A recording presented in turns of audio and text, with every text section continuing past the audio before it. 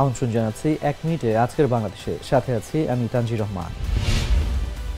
শ্রীলঙ্কার মতো সরকার উৎখাতের পরিকল্পনা ছিল বললেন প্রধানমন্ত্রী।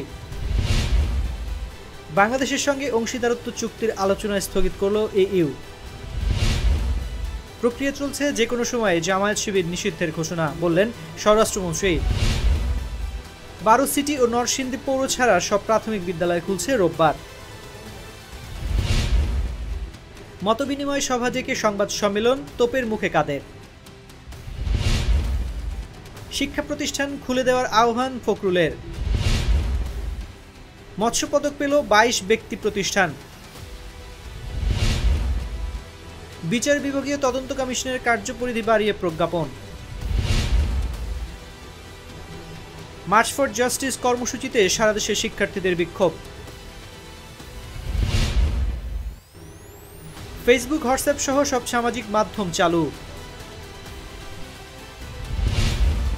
এখানেই শেষ করছি 1 মিনিটের আজকের বাংলাদেশ। এতক্ষণ সঙ্গে থাকার জন্য ধন্যবাদ সবাইকে।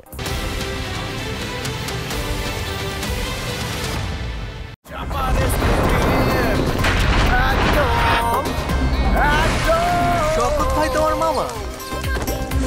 এত খাও চাপার জোর পাড়াও।